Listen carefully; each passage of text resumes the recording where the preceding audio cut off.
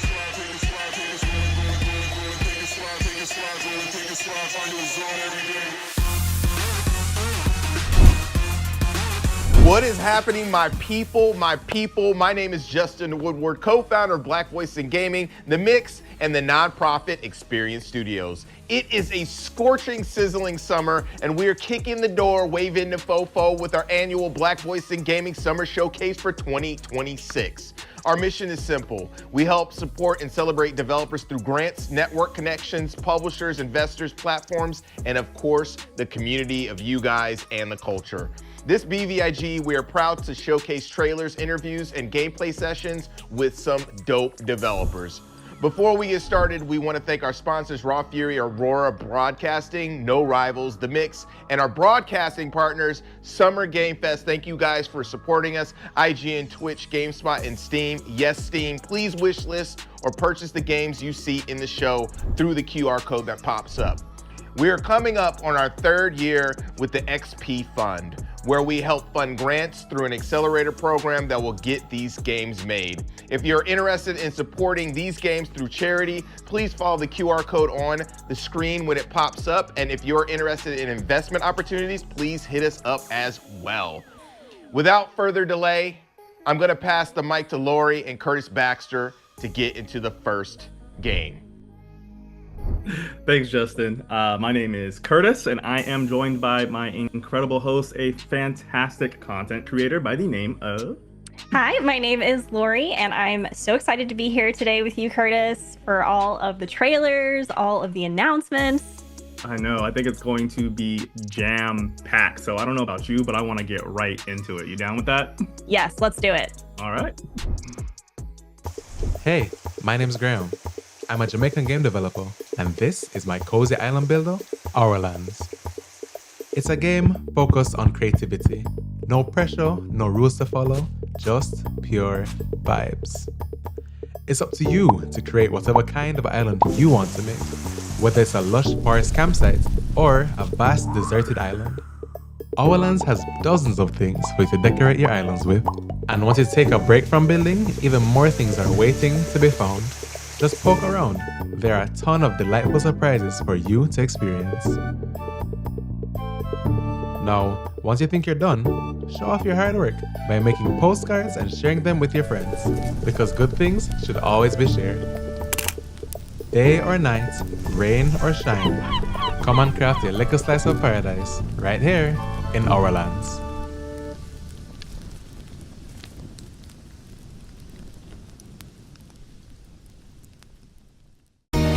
A princess, once beautiful beyond wonders of the flesh, now crawled the earth as her demonic mass pulsated lifelessly.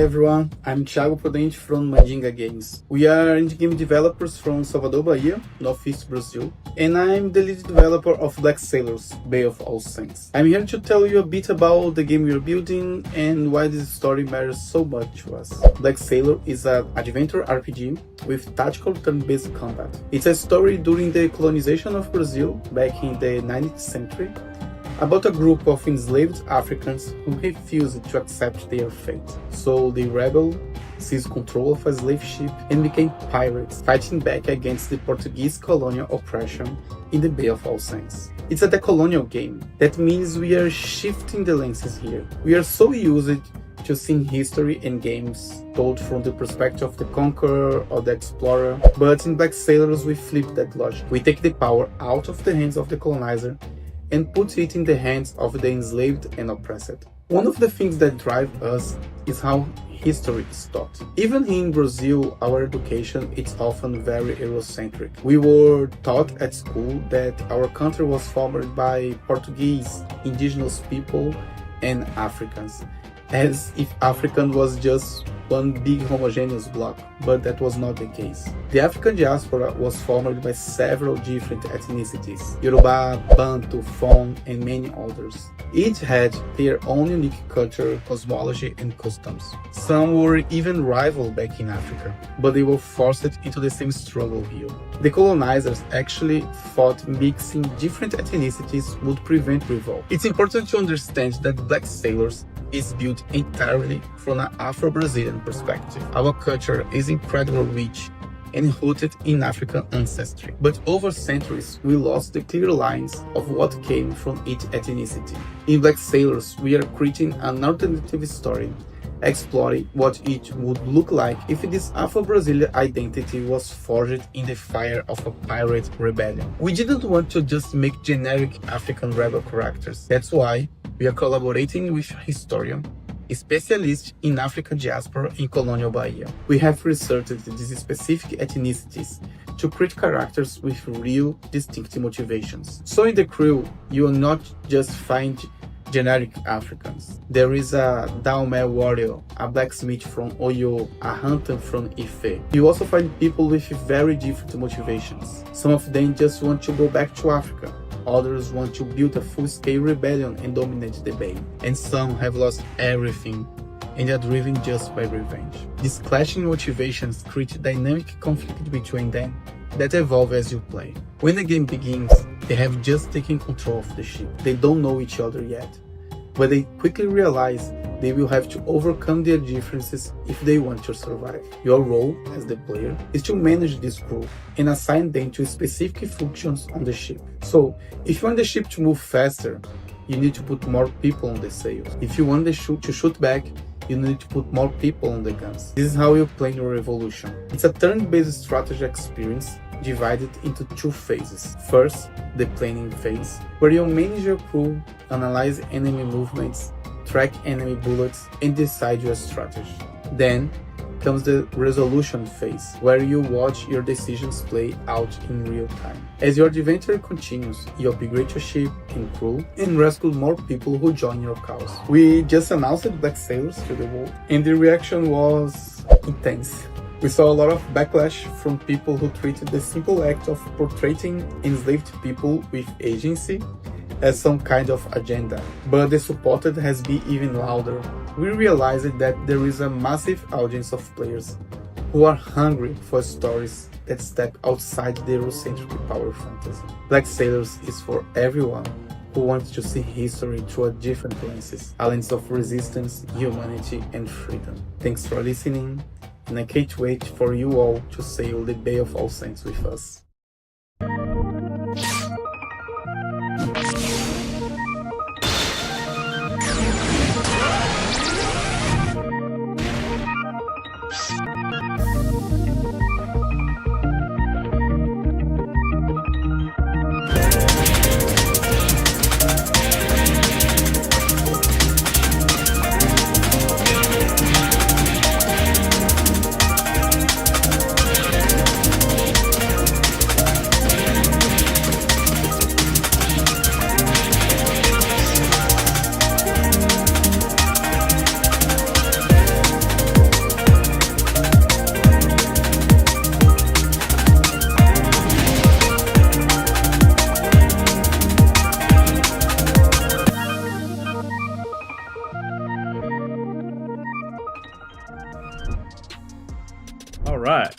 Well, that was an incredible trailer for Netcode Warriors. I am joined by my co-host, Derek Fields, and right now we also happen to have the CEO and game director of Sun Studios, Segun Oshide. How are you?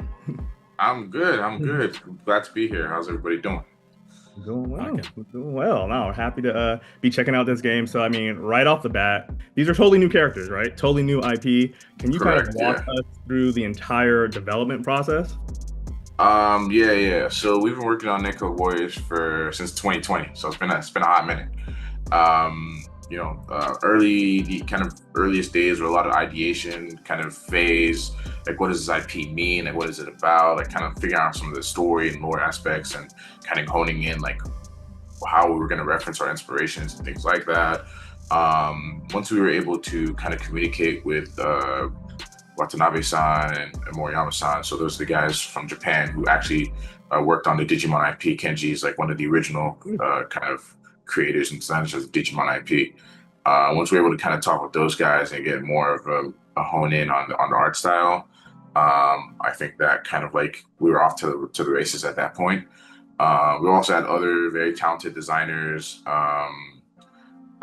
Ivan Fiorelli, famously, I think has done like some stuff for Fantastic Four comic. I think he was the penciler for Fantastic Four for a couple of years. Mitch Lucas has a pretty famous webtoon that's in development called Project Divider. So a lot of very talented artists kind of help shape the artistic vision of the game. My inspirations for art generally are always going to be based on my background. So I'm Nigerian. So for instance, the main character is Yoruba. I'm Yoruba, so the Yoruba tribe. That was important to me, but also bringing in some of the things from my childhood that really stood out to me artistically and stylistically. So very Shibuya punk and grind fiction inspired. You have a lot of like kind of streetwear and street culture kind of aspects that are kind of baked into some of the art and especially the human characters, but then the transformations into these like larger than life like warriors. We call them code warriors. It's very Sentai inspired, very Power Rangers inspired. So those are like bringing in a lot of like aspects of things I grew up with, like Mega Man Battle Network and other franchises like that really shaped the vision of like the IP and everything like that. But yeah.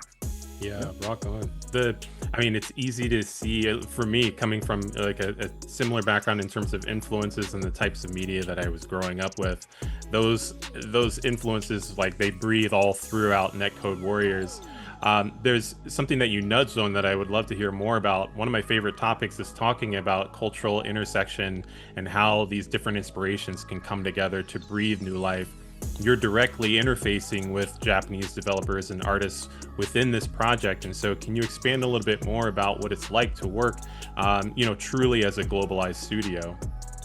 Yeah. So, the whole studio is remote. I've always said, like, I don't really care where you come from. I just care that you got heart and talent, right? That's it. I don't even care too much, like, how much experience you have. Because I think it's very easy to fall into that trap when you're hiring somebody of, that whole thing, like, oh, well, I need experience to get a job. How can I get a job if I don't have experience, right? So for me, it's just if I see passionate people, talented people, I tend to reach out to those and try to see if there's, like, a way we can collaborate in certain aspects and certain avenues. In regards to the globalization of everything, people from all over the world, from Spain, from Indonesia, animation team, the riggers, animators from Brazil, and so like your team is kind of worldwide, kind of by necessity, just because we want the best people that we can bring onto the project. In regards to working with the Japanese guys specifically, definitely language barrier was kind of hard to overcome. Like translating emails back and forth, trying to make sure that you're not saying anything that they can be perceived as like offensive and incorrect. Like you want to make sure you're culturally sensitive to whoever you're speaking to and kind of the background, especially some of these guys who are very well known in the industry for the kind of work they've done. It was very important for us to always approach those conversations with respect and make sure that the people who we're talking with, that they're creatively and artistically being fulfilled by the work we're asking them to do. I'd say that's kind of our general approach to how we do stuff. So, I mean, in game development, we all know it's not easy, especially when you're running a team, and especially when you have a globalized team like you do. Can you speak to a little bit of the challenges that kind of come up and kind of how you kind of triumphed over them? Yeah, I'd be lying if I said I've got this part down 100%. I'm still growing, learning every day. Part of it is just trying to be as flexible as you can with time zones. Time zones can be a big thing, right? Sometimes I just don't get a lot of sleep, because I'm like talking with people in Spain who are 4 hours ahead, or Japan who are 12, 14 hours ahead, or whatever, right? So like sometimes it's me being up at 3 a.m. but needing to be up at 8 a.m. to do something, right? So that the reality is like sometimes it's a grind. It's really hard. It's difficult. It's mentally taxing. I'm sure my girlfriend would love to see me more. But at times, life demands that to achieve greatness, you must do great things, right? So yeah, I hold myself to a very high standard in regards to how I do work and how I operate and everything like that. And I can't expect everybody to put in 100% if I'm not putting in 100%, right? 110%, whatever I have to give, I give. Because these projects that we're working on as a studio, they're very important to me. I'm very passionate about them. To me, Sun Studios is poised to be like one of the next premier like fighting game developers, at least based out of the West, right? If we do things correctly, and if we make sure that we're precise and very calculated with how we do things, and that we put our heart into it. So that's kind of my approach to that. As a fighting game, this means that we're entering into the fighting game community and entering into a nuance for things like iframes and move cancellations and like hitbox coordination. Yeah. I am arbitrarily gesturing at this as just a fighting game couch player. Dead or Alive was my game of choice, and I'm no longer good at any of them.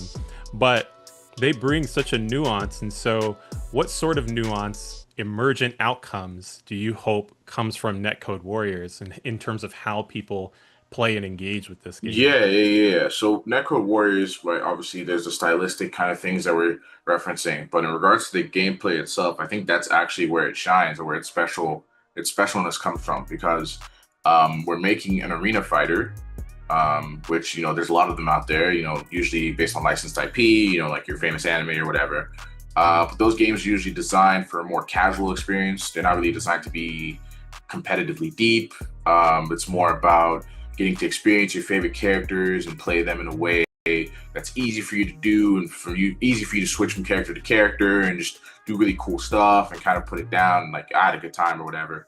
And that's not really the design goal here. The design goal here is for you to put hundreds, thousands of hours into, like, the game is like constantly revealing itself to you. And in that kind of design space, arena fighters haven't really had competitive spotlight before. I mean, there's one or two here or there, but they all kind of make compromises to kind of have that conversation with the fighting game community, I would say. And we're kind of looking at things in a sort of a different direction. Obviously, we're trying to incorporate some things like motion inputs are pretty big for us, quarter circles and things like that should just exist more usually in traditional fighting games that tend to not exist in arena fighters. We're putting those in, charge motions, and other things like that. But the idea of what an arena fighter is, or what it can be, is a real expression of freedom of movement in a three-dimensional space that 2D fighters just generally aren't really can't do in the same way, I'd say.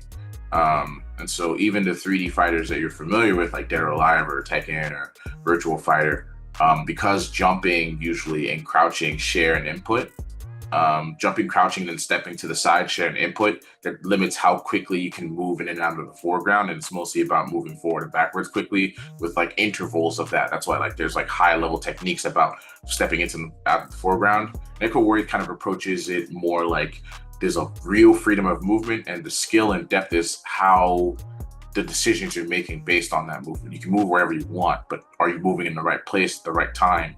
You can move quickly, but are you quickly adjusting to what your opponent is doing and things like that? So that's kind of the design space that we're in regards to what Netcode Warriors is and what it can be. I love that. We spoke a little bit earlier just about this being, again, a new IP that no one's seen before. Let's say we're fast forward, game is out, it's doing amazing, as I'm sure it will.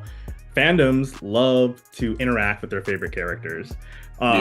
Do Sun Studios have any kind of aspirations to take those characters and develop them for other forms of media? And like, what does that success look like for you? Yeah, this is something I've thought about loosely. I haven't put too much thought into it, to be honest. But from what I've thought about, I do think like a companion manga makes a lot of sense. Like a one-shot manga, I think would be really, really succinct with the art style and the inspirations and everything like that. Would make a ton of sense. I think animation, like a short film, could also do wonders. I think also there's various opportunities because the designs are so wild and so like dynamic, and there's obviously licensing opportunities, like, you know, clothing, merchandise could be cool. The human characters have these very techwear kind of inspired outfits, so something that kind of leads into that I think could be interesting as well. But yeah, mostly, you know, like manga, animation, novelization. I mean, those are all like valid avenues that one could pursue, or one, you know, that we thought about to some degree, but haven't put too much thought into because we're just really focused on making a good game with a good story first. Something I want to make sure is that I don't want people to feel like, oh, like I didn't get this, like I have to go do homework elsewhere to understand like the game I just played, like or the story mode I just played, or to understand the characters that I was interacting with. If that makes sense. Like we want like a full story experience, right? Like in Netcode Warriors. So really quick before I let you get in, Derek, I want to know. All right, are you keeping the story under wraps, or can you speak a little bit to the story a little bit right here? Because you know I'm a story guy. Yeah, I can talk about the story a little bit, but essentially, these people, right, humans from all around the world. So that's another thing, is that the cast is culturally diverse intentionally, right? They're from literally every character's from somewhere else on Earth. Right, our main characters from Nigeria. We got somebody from the Scandinavian region, some Japanese, some Taiwanese. Like American. Like there's all from different walks of life, from different parts of the world. They all one day, by happenstance, get like sucked into this alternate world called the network, right?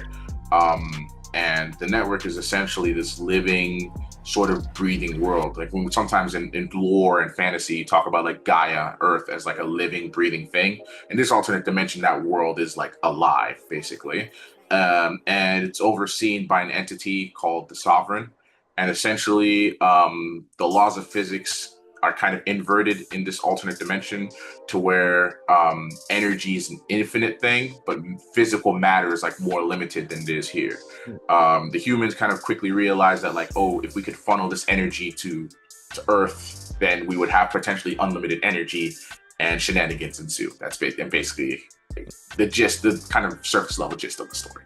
Love it. Love a good story, and I'm glad that you expand on that a little bit. It relates in a lot of what I was thinking about. There was a nugget that you mentioned about the story, about a lot to do with the game's identity and the expectation of players committing an amount of time to it, so that they don't feel like that they have to do homework outside of the game to drive a connection with it. Games now are emerging in a space where let me rephrase and say, all media is emerging into a space where they are competing with each other. So whether you're a game or a cartoon or a movie, the attention space is like a continuously crowded economy.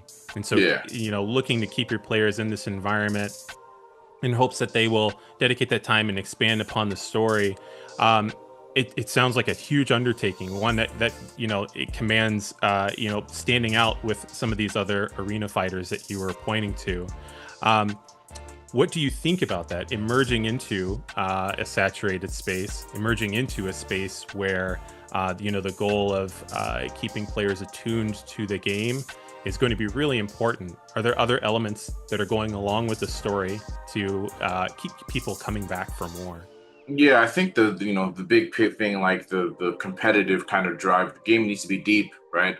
From a competitive standpoint to have a sustainable player base, that sustains over time. I think another thing also is like at this point with most fighting games, like you need to show your player base that you're gonna put more time into it outside of just the initial release. So you're gonna expect like some kind of downloadable content, whether it's more characters and things like that down the line, which are all things, conversations we're having and plans we're making. I obviously can't speak to anything definitively like that at this time, but all conversations we're having about how to make sure that Netcode Warriors is it's not just a game, it's an intellectual property, right? That can extend past just the game itself, right? You know, like whether, you know, we get to make like a Netcode Warriors 2 or 3 or whatever, right? Like we've already had conversations about some of the story elements that would play into Netcode Warriors 2 if we got to make that. And we have some very interesting kind of, you know, fighting games are very hard to market. You need to show players that there's something, either you usually need IP or something unique or something they're familiar with, something to grab them or bring them in. So one thing is obviously like character designers who've worked at Marvel and worked in, you know, Bandai and Digimon. Like that was like one pull. Another pull that I can't go into too much detail about, but I can basically explain is that we got some pretty prominent content creators in the fighting game community to agree to give to let us use their likenesses actually as characters in the game, as playable characters in the game. So that's something I'm super excited about, because I think it really creates this like fandom kind of relationship between the game and those content creators and their communities, right? That I think will really, you know, accent kind of the IP in an interesting way. Cool. To remind folks watching, you are both the CEO of Sun Studios and also the game director. So you're actually covering multiple projects at a time. Yeah. Talk to us about like what does your typical day look like when we're talking about literally being part of crafting the business, which is the games in your case, but then also having to operate also on the kind of business side of things. Yeah. So, you know, we're currently so fully self-funded. So I do have, you know, a day job that I have, you know, that I do as well, that, you know, allows us to, you know, and myself and my other co-owners, we all have day jobs that we use that allows to fund the studio. So a decent amount of my day obviously is going to that, and most of my Sun Studios related work is outside of that work day, generally speaking. I mentioned earlier I don't get a lot of sleep. I wasn't hyperbolizing. That's just like generally how things are right now. I'm the game director on both this and our other fighting game project, Saturday and Battle Manga. So I'm the game director on both of those projects at the same time, and so that does demand a lot of my attention because a lot of people, you know, need information about what to do, when to do it, and kind of, you know, making sure we hit our deadlines, our marketing kind of goals, and everything like that. So those are kind of different kind of facets that play into how my schedule lines up, but I don't have a specific, like, here's what I do at 8 a.m. and here's what I do, and, you know, because sometimes, like, you know, things are the way they are, you know. Yeah. If you're creative, if you're a game director, we know that, you know, some of those regimented moments kind of feel like locking ourselves into a box. Jesse, it's been a pleasure to learn more about Netcode Warriors and understand what you and Sun Studios are doing for not only this, but the other projects that have been alluded to during this conversation. With the limited time that we've had, I've already learned so much, but is there anything that we maybe didn't get a chance to cover that you would like players to know about before we wrap up? Yeah, I think, you know, for us specifically, marketing has been a thing that we would like to do more of, right? I think we're planning on setting up, I mean, by the time this goes out, we probably should have like a Discord server people can join to kind of have community and talk with each other about the game and the characters that have been revealed and have more speculation about the story and different things like that. We want to, you know, kind of announce some of the voice actors that we kind of had conversations with and cast for some of the roles and as well. So yeah, the game's kind of ramping up and the development's kind of ramping up in a very interesting way. I obviously cannot give a definitive release date for the game at this time, but the plan is to release it next year at some point. That I can say that now. Yeah. Next year, that's the plan. Rock on. Yeah. Well, this has been terrific just chatting with you, getting to know a little bit more about you, about Sun Studios, and about Netcode Warriors. I appreciate this conversation a lot, guys. It was a lot of fun. If you like what we're doing, then scan the QR code and consider supporting the XP Fund, which helps provide grants to underrepresented indie developers to help move their projects across the next stage of development. Now, let's get back to some more trailers.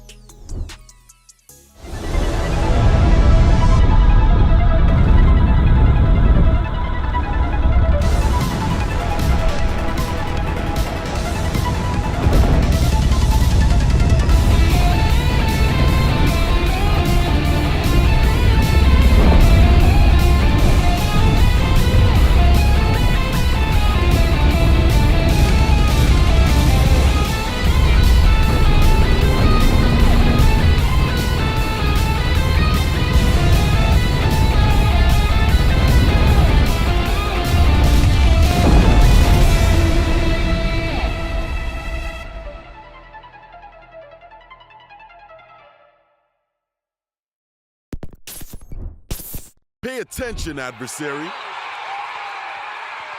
can't let it end here. This time will be different.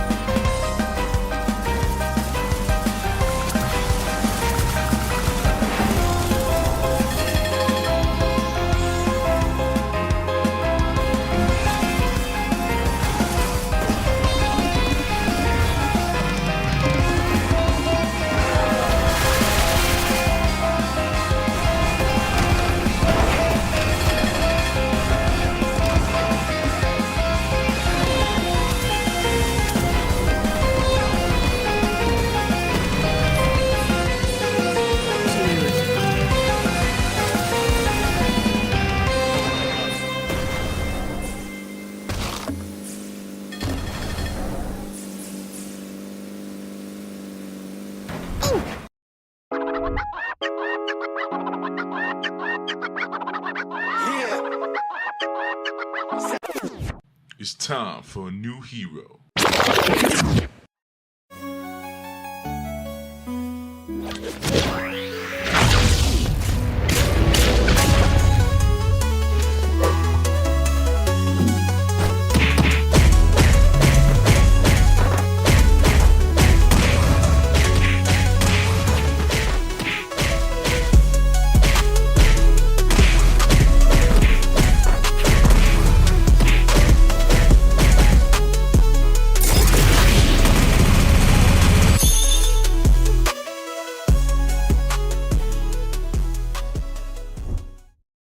Plum Road Tea Dream is gonna be a look into the life of S, which is my alter ego. So it's like a semi-autobiographical game.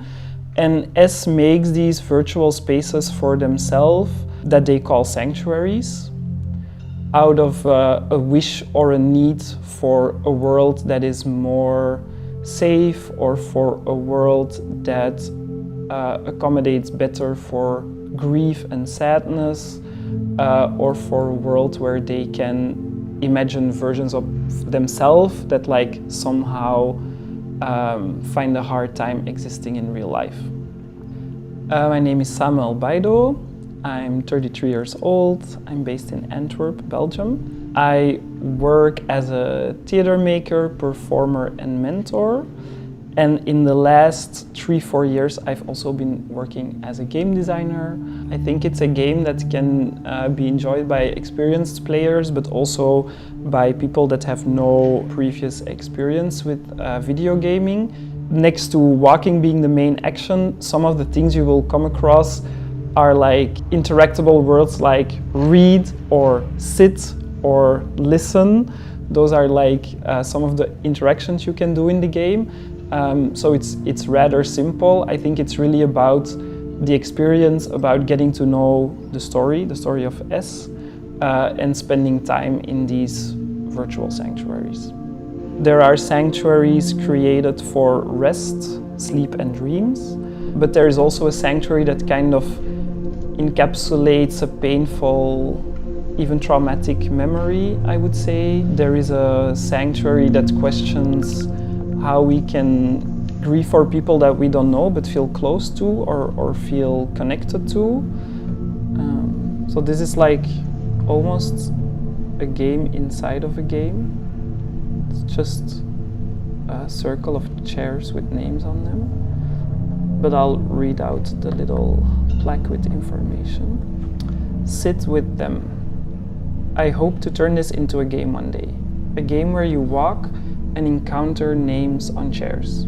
A list of names of people of color in Belgium who were killed by the police. I wonder what it would be like to sit with them around a campfire. There is the homeworld that connects all of the sanctuaries, and in the homeworld, different iterations of S live. I call them NPCs, non-playable characters. And you can chat with them, and a big part of the game is actually to kind of help them get unstuck or to help them heal in some kind of way. I think the game is important to me for many different reasons. The creation of the game was really triggered by this traumatic event that's out of my youth that surfaced during the lockdown. A very painful rupture that I had with my father because of my sexuality. And already very early on, because of playtesting the game or kind of having these open door moments where people could come and test the game, I noticed that it really resonated with a lot of people, and that the game opened for them maybe some ways of like reflecting or philosophizing on the topics that it offers.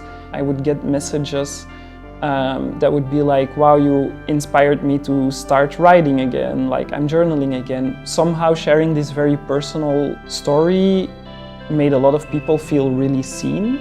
I also think Plum Road Tea Dream is important to me because it's like this hugely collaborative work. There are often comments on this work of like, whoa, I never thought about making games by 3D scanning clay sculptures that you make in real life. Or we also made this theater piece out of Plum Road Tea Dream, and there people are like, okay, you're using a video game as a medium for a live performance. I've never seen this.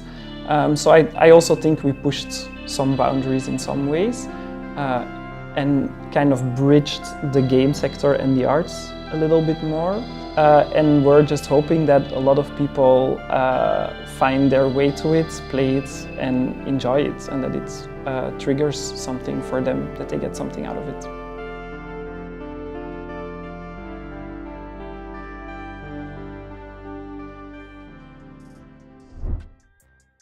Hello and welcome back. I am joined by my lovely co-host Lori. Hello. And also here we have combat designer and also my former colleague, Stephen O. How are you? I'm good. How are y'all? Hanging in there. Weird time, but you know. Sure. But it's good to see you again, you know? Yeah, it's been a while. So let's just jump right in and get started. Can you talk to us a little bit about kind of your path to becoming a combat designer? Yeah, so my path as coming to a combat designer, it's like I had very humble beginnings. I started off in Albany, New York. That's where I grew up. And my brother is a lot older than me, and he would introduce me to a bunch of comic books and action movies like the Five Deadly Venoms, Kid with the Golden Arms, and one of my favorites, Bruce Leroy and the Last Dragon. And I just wanted to become these kind of characters. So I would start like taking gymnastics and doing kung fu and things like that, just to be the character.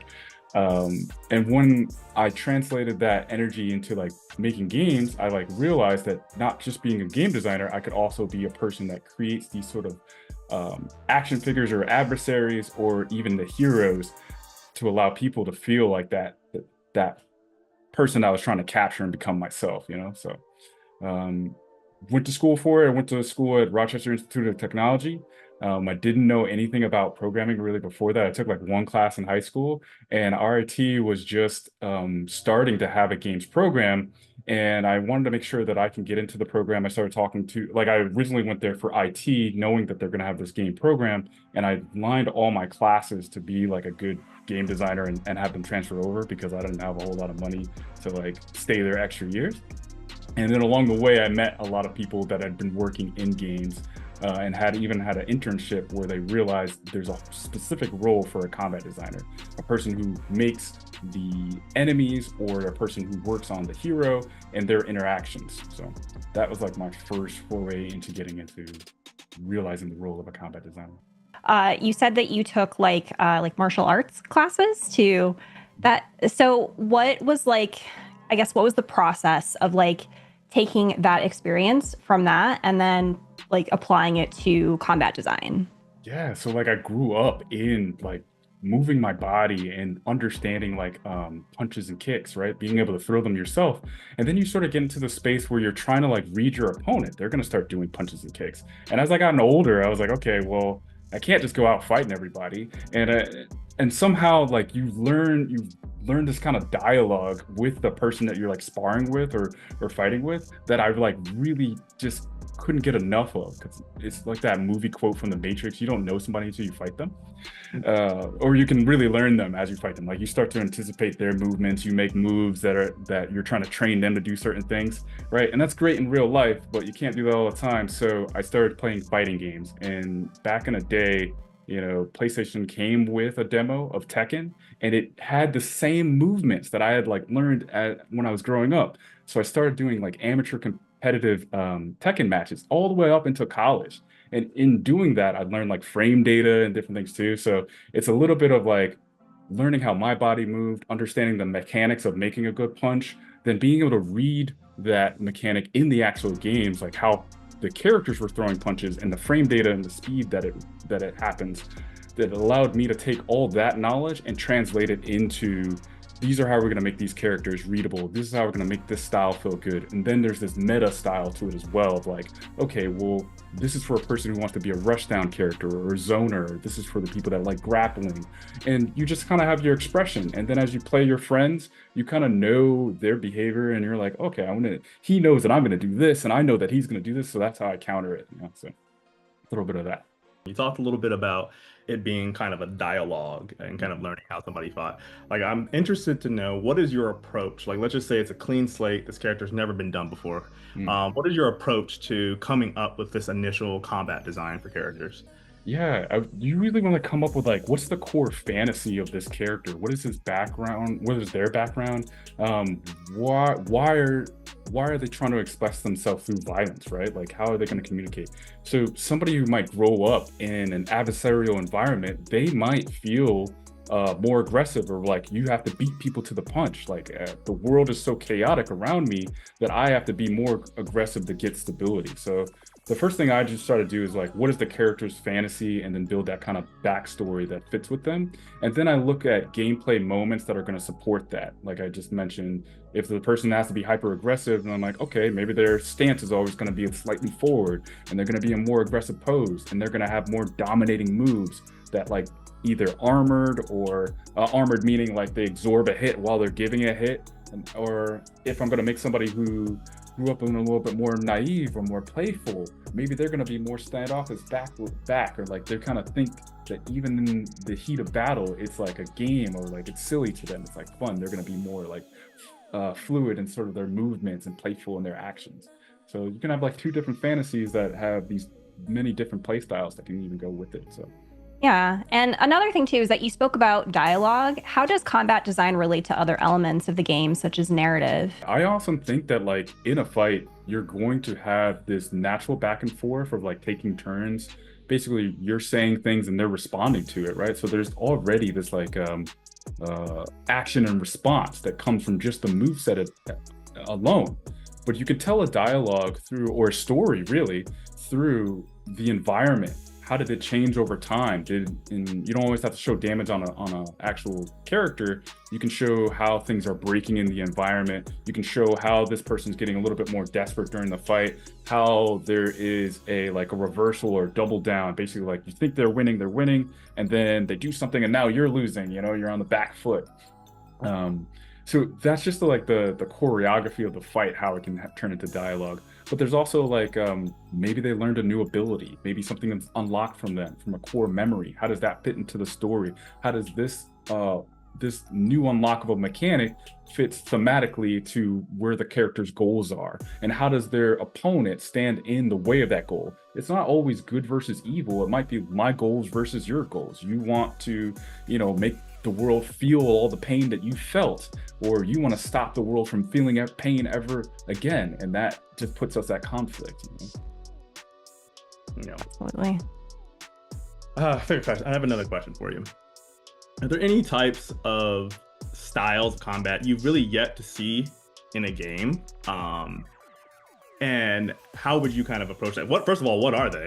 And then also, how would you kind of approach that and want to bring that into the game? Oh, well, I feel like I've seen a lot of different martial arts, a lot of different styles in games, and I kind of specialize more so in melee combat. There's a lot of different ways to approach combat with magical abilities or gunplay and different things.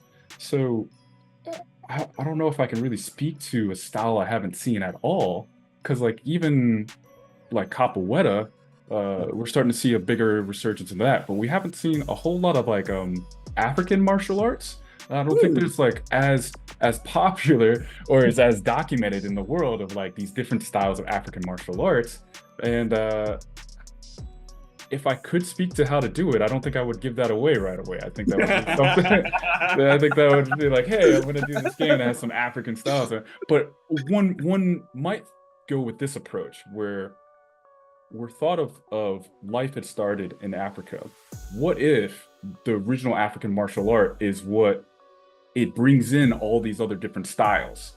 Basically the style that whether it be Muay Thai, Taekwondo, or Taido or something like that, evolved from that style, that original martial arts style and that expressive style. So, how could you make this a interesting origin style that encompasses the different things? So it's oh, you thought you knew this, but I invented it, and I actually didn't share with you all the pieces. You just have a fragment of everything I know. Yeah. Just like you didn't share all the ideas that you have right now with us. I get it. All right. That's a freebie. You can try to do that. Go ahead and try. The other idea. Yeah. Talk after the call. I got you. So I kind of wanted to go back to when you were talking about your taking martial arts and whatnot. What was your favorite martial arts, I guess, inspired piece of media, as in a film or a video game that really inspired you as a combat designer? Oh yeah, there's several. I mean, even to this day, I love John Wick movies. I love all these other new action films that are coming out. The earliest ones for me would have to be Kid with the Golden Arms or Five Deadly Venoms. Five Deadly Venoms is sort of your Avengers before they were Avengers, right? You have these 5 different styles that had these tropes and things with them, but you start to get the super abilities, the Centipede really fast, the Snake agile, the Toad invulnerable, right? And how do they play together? So that was influential about how do you come up with different techniques that speak to the theme of the character you're making, and then how can they be opposed to each other even if they've learned from the same school. But the other one that was super influential to me, and I feel it spawned Dragon Ball Z in a way, is got to be The Last Dragon, right? It's a cult classic. Maybe it's not the absolute best movie on the planet, right? But there's so many things about the character progression. You're already a master, but it's inside, or you need to break through these own limitations that you have. And the glow is totally going Super Saiyan, and that's a designer signature that I put in a lot of characters that I worked on. If you know, a lot of the things that I worked on, they eventually get the glow or go Super Saiyan, right? So those are a couple. I mean, there's so many more. The Raid for me, On Bak. I train Muay Thai to this day because of On Bak and things like that. So yeah. Oh, the raid is intense. It's the anxiety. It's sad. Yeah. So good. Speaking of just the titles you've worked on, you've worked extensively in a lot of different games. Would you mind telling an audience a little bit more about some of those games that you've had the luxury of working on? Yeah, absolutely. So I started making games I've been making games for over 10 years now, a bunch of little indie games, Mech Knight Chronicles to working on Project Spark to Fat Princess Adventures. But I think my big break was actually working on God of War 2018. I joined the team at a part of the projects where I had a lot of influence over the encounters, and they really liked what I did, so they brought me back to be working on the grunts or like more basic units. So first I worked on how, with this new camera, how we're going to have these fights be readable and digestible and feel good. And then I worked on how do we make these creatures fit into this world a little better, and mini bosses and bosses. So I worked on Ragnarok and then the DLC Valhalla, where I combined both my encounters knowledge and my character creature making knowledge.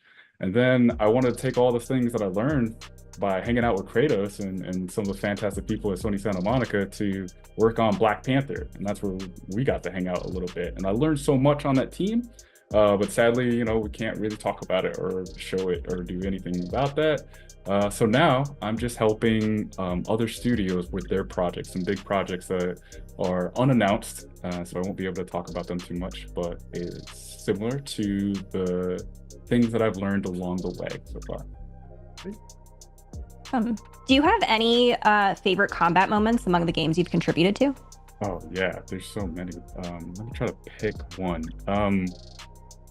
This is a huge moment for me on God of War 2018.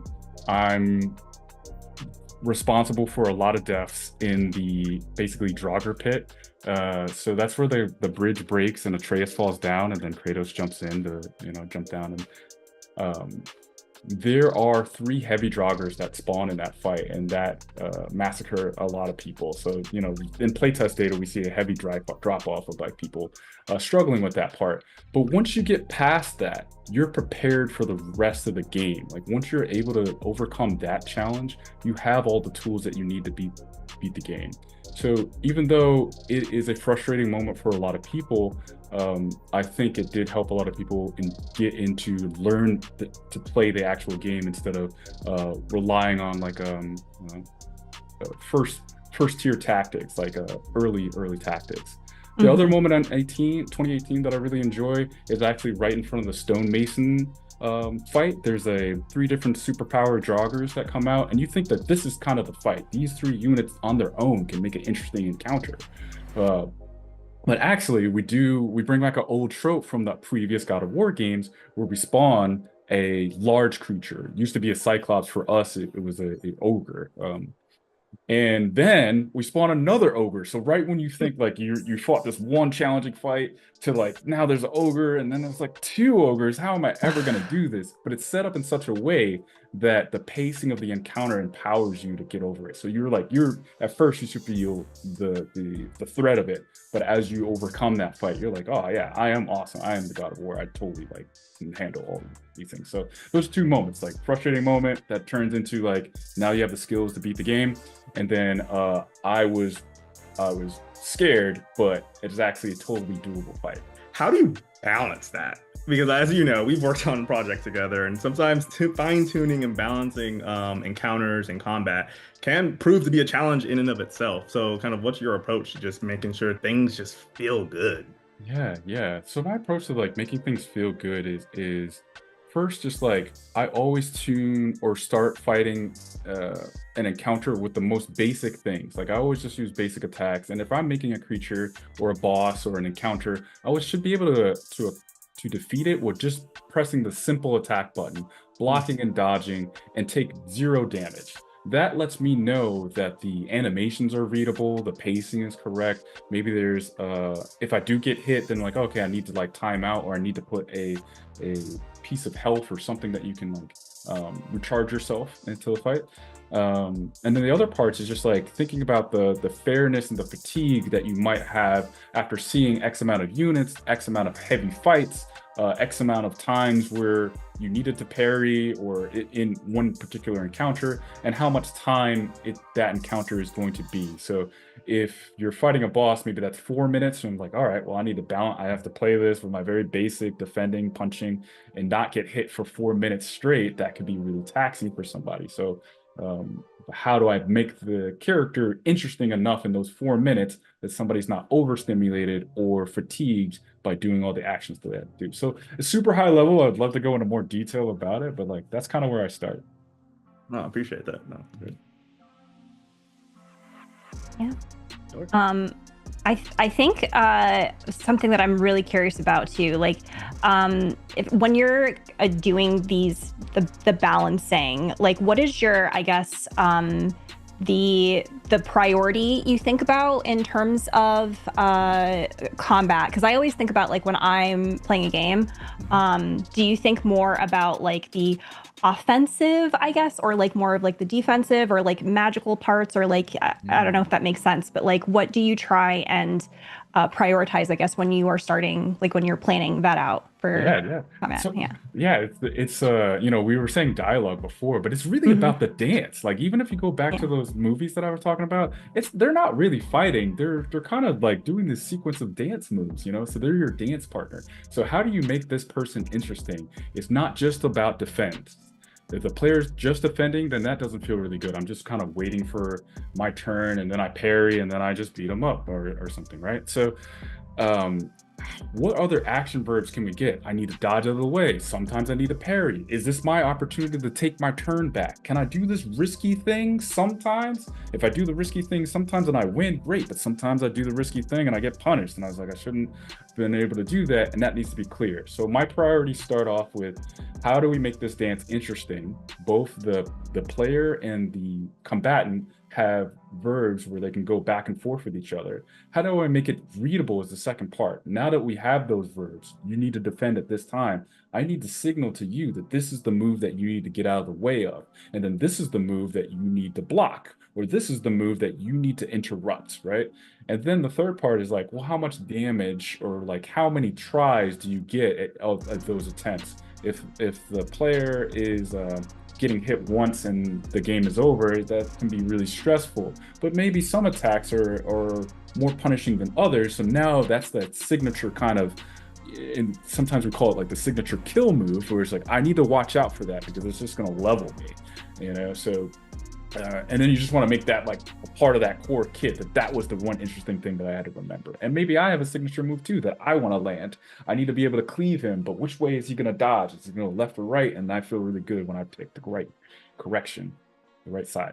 Steven, it is always a pleasure to kind of hear you dive into the nitty gritty of combat design. I've heard it several times, and every single time I feel like I leave learning something new. So thank you so much for joining us. Where can people find you on the internet?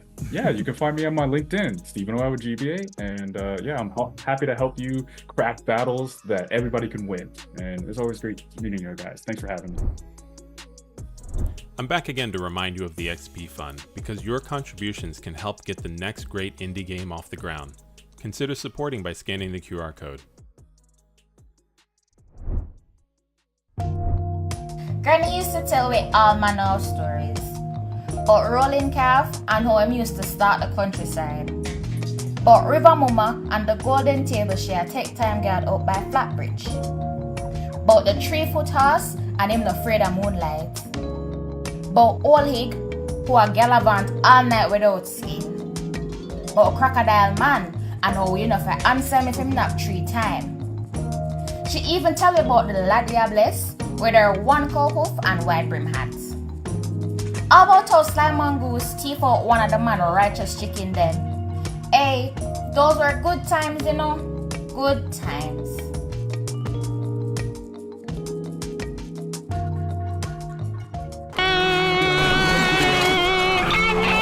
I've been waiting to take a deep dive into the abyss, but I missed my chance to advance, enhance considerably, makeshift. Zero heroes, direct scar tissue abrasive. A menace intending tennis, fencing, hence the location. Given that I've been living different morals, plural grievances, a legion, relieving numerals to the oracle. Sometimes it sounds horrible. Formulaic, my behavior to the Sailor Moon consumed dendrites. Not ever living aneurysm combusted. Another term turns families into nothing. For greater good I can understood, I gotta remain afloat. No lane left stain, is it insane how I name my quotes? I speak into existence, a brief relief condition. Couldn't occupy the sky without permission. As long as the spell cast, my nature ain't your value, have you driven, live in nexus. Authority to the normally, formerly known, shown everything, except for the weapons kept swept under anything, you get it?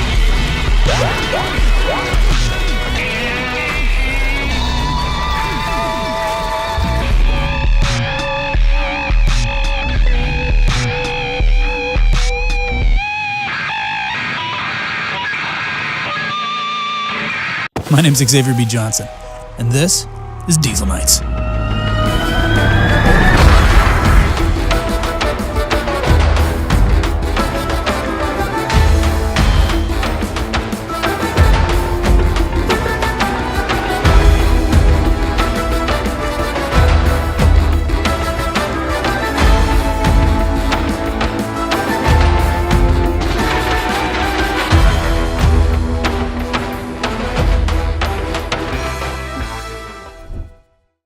Hi, I'm Indigo Doyle, Creative Director at Pushing Vertices, located in Toronto, Canada, where we're making Roller Girl, a slice-of-life adventure about Naomi, a 16-year-old girl in the 2000s, vibing with her rollerblades and her MP3 player. This game is a love letter to my childhood, rollerblading through the quiet streets of my hometown with my own personal soundtrack loaded up. Okay, I'm gonna tell you a secret. I love rollerblading and music. And that's why we spent a long time perfecting the movement in the game to make it feel smooth and purposeful. And when it comes to music, I always have a soundtrack for how I'm feeling. In Roller Girl, the music is linked to the mood of the game. Changing the playlist changes your perception of the world, from happy to sad. The mood influences other characters' responses to you and your dialogue options. Key story moments also impact the mood. We are curating a soundtrack inspired by 2000s pop punk by connecting with local indie bands. So far, we're featuring artists Narima and King Faz. There's something about the way it feels to effortlessly glide down a smooth street. Your favorite music playing in your earbuds, and for a moment, it's like time stops, and you're just in a flow state. That's what Roller Girl represents. Your wheels on, your music up, and the freedom to move. The freedom to explore and learn about yourself as you go. You start the game having just gotten your first car, which breaks down immediately. Desperate for cash to fix it, you lace up your rollerblades and grab your MP3 player. You do odd jobs around town, stumble into a romance, and uncover a juicy town mystery. I don't know about you, but I used to spend a lot of time in my head. Back in the day, I would rollerblade around my hometown inventing backstories for my neighbors. There's a certain charm to small towns, and I can't wait for you to poke around and find the little stories I've hidden behind fences and around corners. Thanks for taking this tour with me, and thank you to the Black Voices in Gaming Showcase. I can't wait to see you find your vibe in Roller Girl.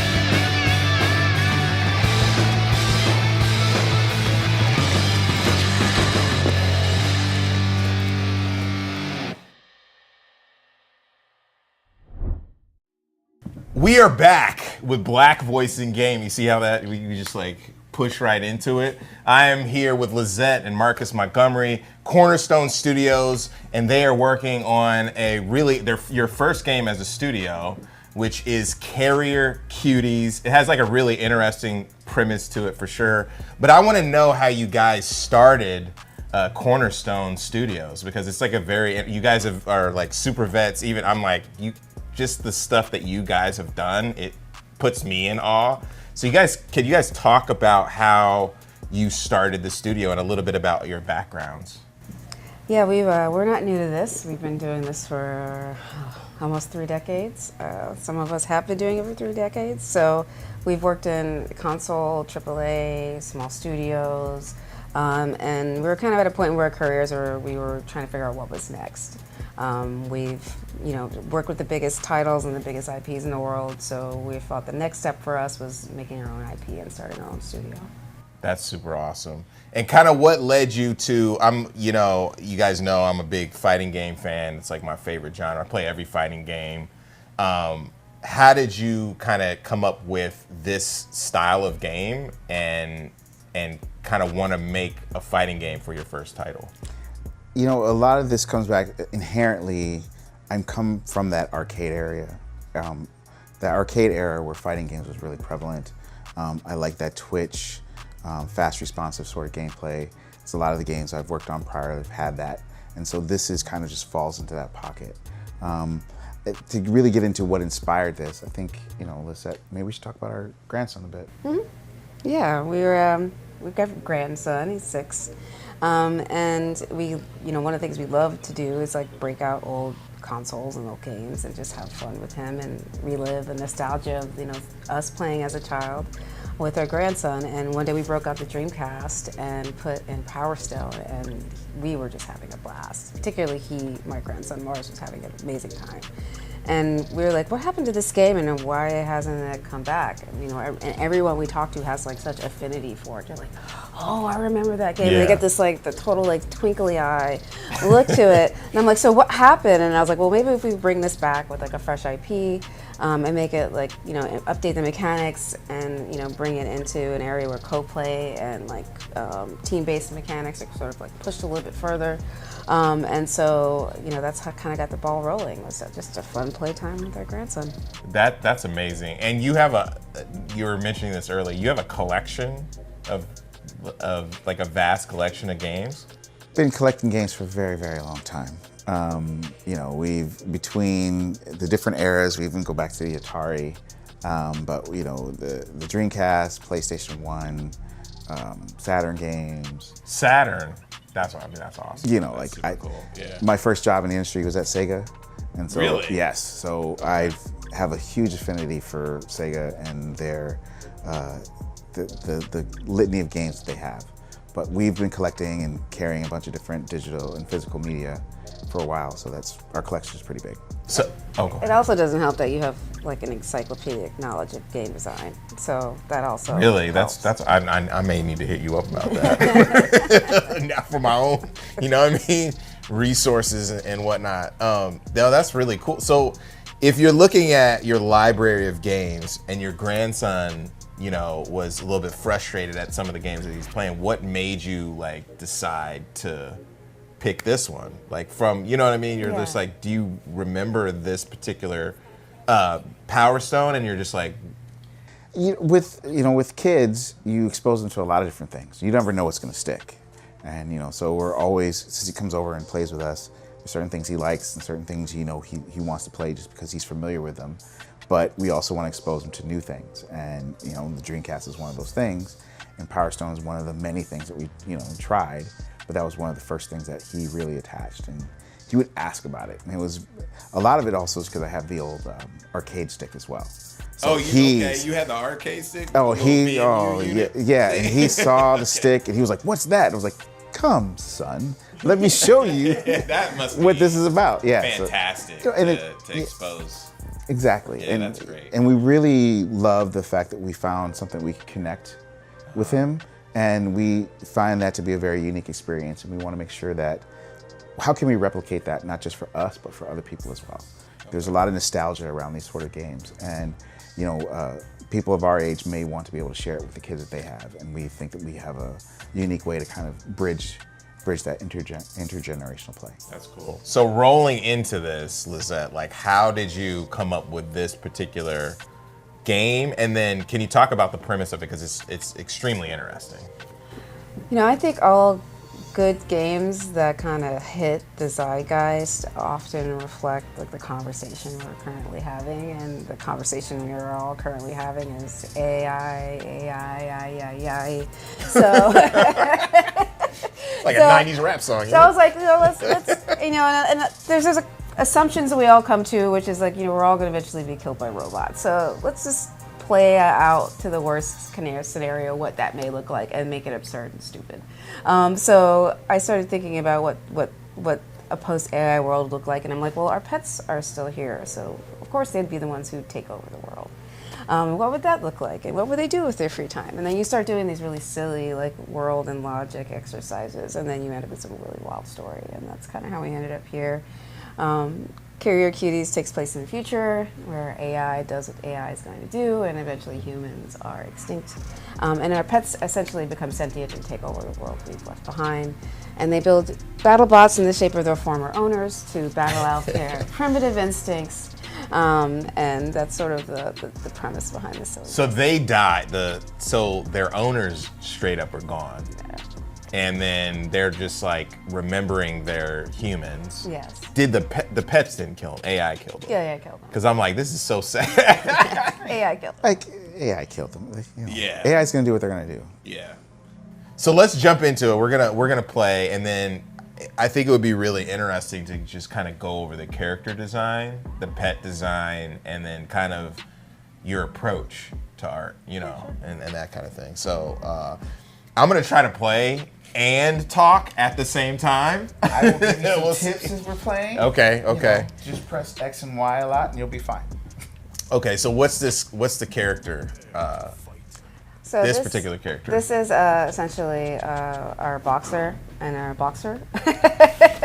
So essentially, the boxer pet is piloting his Humek, as we call it. Humek. And essentially, they appear as humans at first, and as you sort of unlock super modes, their robot abilities reveal themselves to you. That's cool. So you guys have pets, dogs? Yes, we do. Because the Scoop. That's notorious. That's when you're like, you're like, what the hell are you doing? It's time for a bath. Yeah, it's you gotta handle that. You gotta handle that in pleasant ways. But you know, we really want to pull in the humor as much as we can of the characters that we have. You know, and you know, while this is still early, we want to be able to represent the humor and the character and the humanity of it all. So very much like the classic Power Stone game, you've got dive kicks. You can pick up and push different objects in the world. You can pick up tables, throw them at your opponent. Ooh. There's hazards in the world as well. Throw your opponent into the stove. If you hit them against that wall, you'll also see the barrels knocked out on them. So you can also use the world to your advantage. So I have like homing gloves.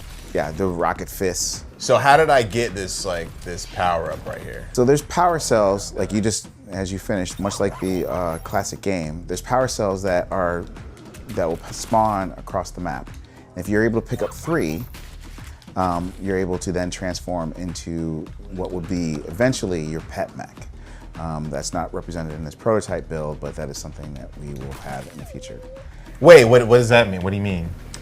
So currently, when you get your 3 Power Stones, you stay in your boxer form, but are debuting a new character with the new build where you're actually going to switch into your pet mech form. Really? So you're going to have more pet-like abilities once you get your super moves. Oh, I got deaded.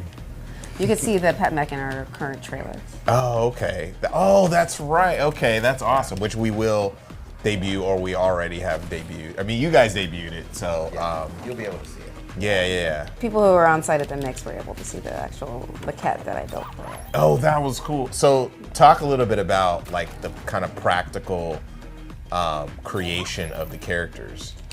Yeah, so one of the things when we were talking about what we wanted to do with the studio, I also wanted to change my process of how I created characters and assets, and try to take advantage of, all this new technology we have with photogrammetry, and my natural ability to sculpt with physical material and clay.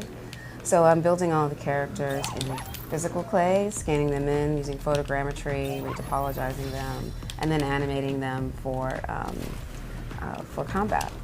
And you can also see the visual effects. So we're taking advantage of the style and uniqueness that we get from physical materials, and then also taking advantage of all of the wonderful things that Unreal 5 affords us to kind of push the dynamics and the style and the interactivity of the characters in the world.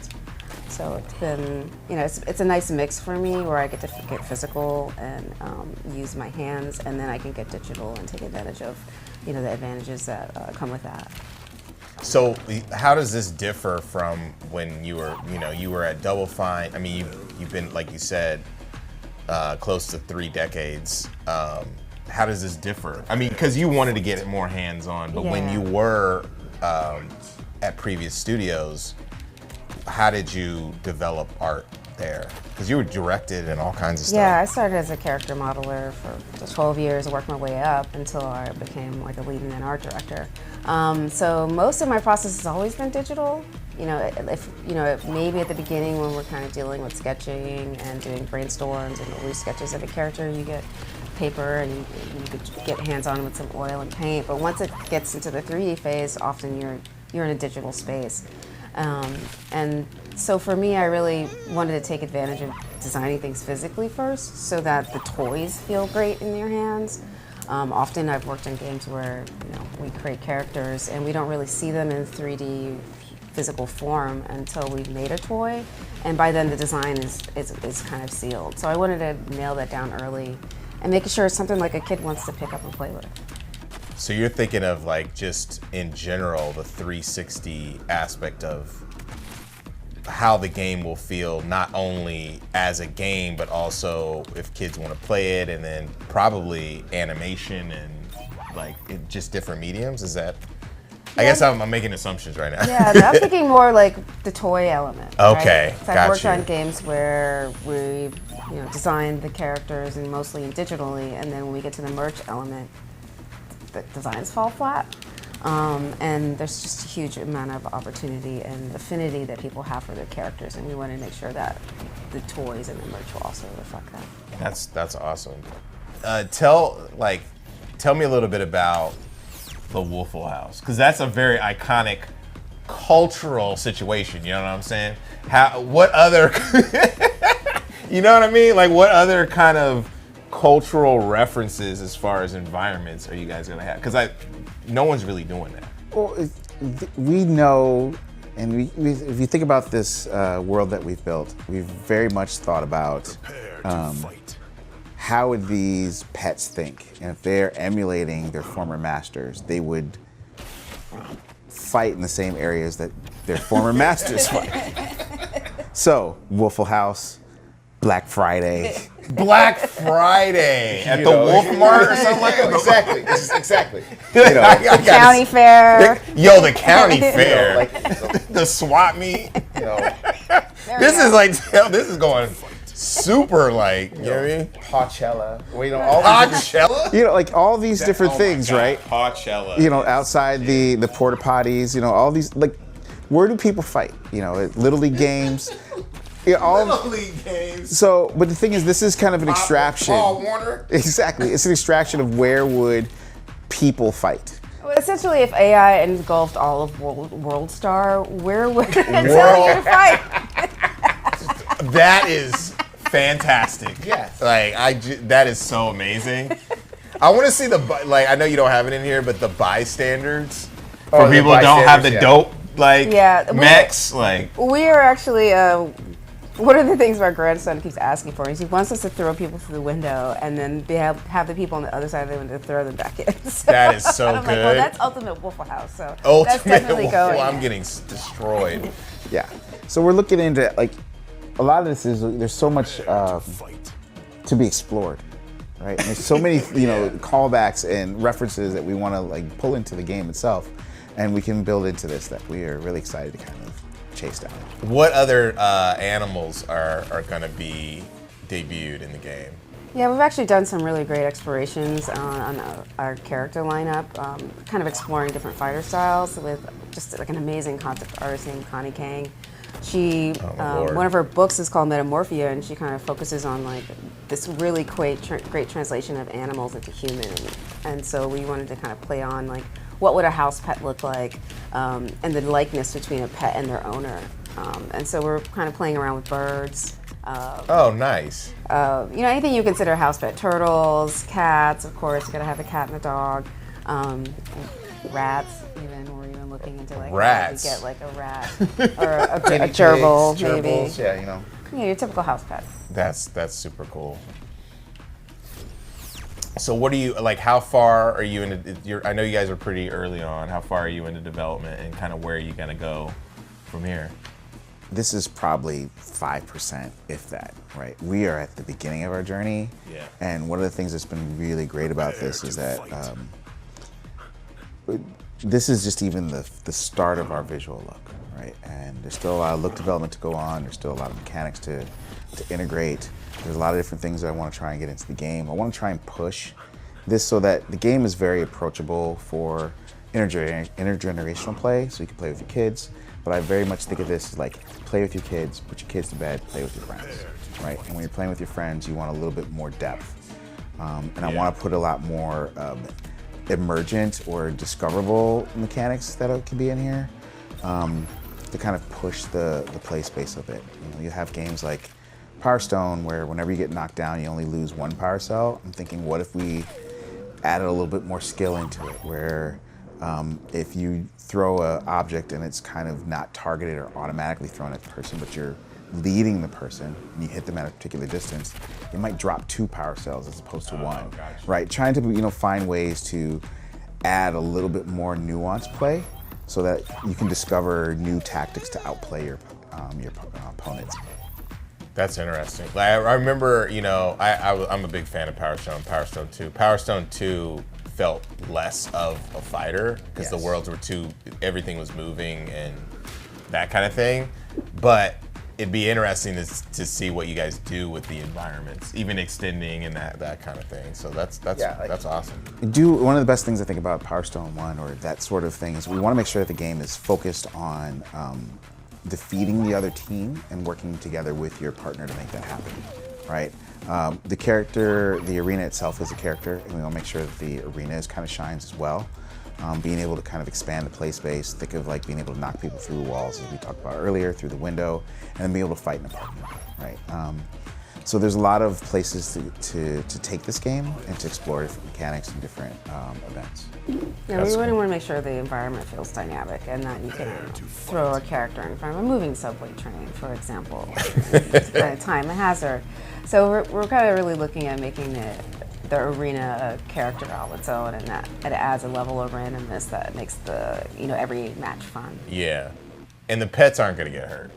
Of course, that's why they're in the box. Okay, that's not your pet. Yeah, because I was about to say, you're throwing it in front of a subway, you can't. No. You can't. You can pet the pet mechs, but they're bots. Yeah. Okay. Yeah. So where can we find out more about Carrier Cuties, Cornerstone? You can find our Steam page, Carrier Cuties, Pets and Mechs, but we also have a site that you can go to. It's really easy, Seastone Int Studio, start page, and you'll be able to look out, find more about our Discord and be able to join, be able to wish list and even see more updates that are coming. You could follow us on socials at Seastone Studio. Seastone Int Studio. Seastone Int. I was like, you hear me? I hesitated. Seastone. Seastone Int Studio, and that's on all platforms. Awesome. Yeah. Thank you guys for coming through and allowing us to play your game, and congrats on everything. I mean, jumping in feet first to make a game in a studio is not easy. Thank you for having us. It is not for the weak. No, not at all. All right. On to the next segment, too. This was awesome. Thank you, guys. Thank you. Thank you.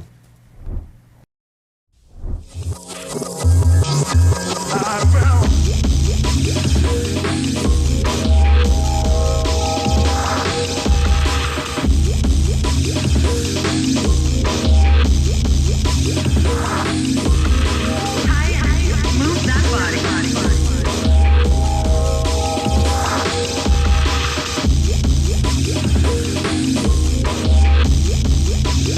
on, y'all niggas playing with me, man.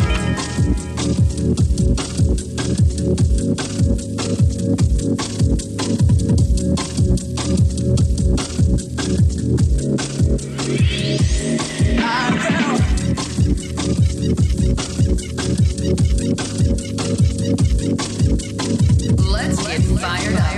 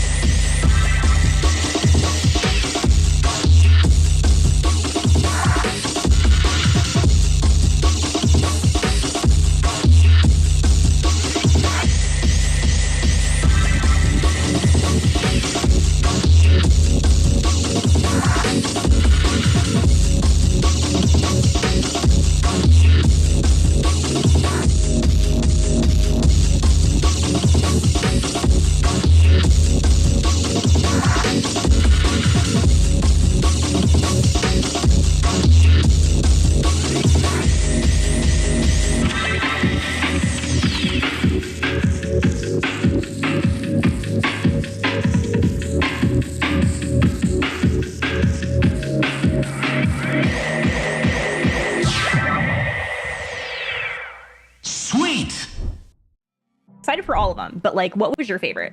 I think my standout would have to be Jay and Silent Bob. I mean, I'm a longtime Jay and Silent Bob fan, so just that nostalgia alone was enough to get me pumped up and excited, for sure. Valid. Yeah. Real quick, I want to give a big shout out to all of our devs today, Jesse, Steve-O, and the entire Cornerstone team. Be sure to put a lot of those games, most of those games, on your wish list while you can, and we are going to toss it over back to Justin. Thank you, Curtis and Lori, for hosting the show. Great to see you guys, and loved those interviews. Love the devs and all the so good. Thank you all for tuning in, and the developers who are participating in these showcases and in this one in particular. Make sure to follow the developers on their socials, wishlist, buy, and play their demos. If you are interested in helping to fund some of those projects that you saw on the show, you could donate to the XP Fund through the QR code on the screen and connect with us if you're interested in additional investment opportunities. We have to give it up to our partners, No Rivals, Aurora Broadcasting for being on the ones and twos, Raw Fury for helping to make this thing possible, and our broadcasting partners, Summer Game Fest. Thanks for including us again, Twitch, IGN, GameSpot, and Steam. Make sure to catch all of the other awesome showcases happening this week. There's so many of them. The Latin America Games Showcase, Women-Led Games, Southeast Asia Game Showcase, Frosty Games Fest, Wholesome Direct, Story Rich, Planet Play, India Game Showcase, Day of the Devs, and more. My head's about to pop. Again, I am Justin Woodward, co-founder of Black Voice Gaming and the Experience Studios platform. See you guys soon, and peace.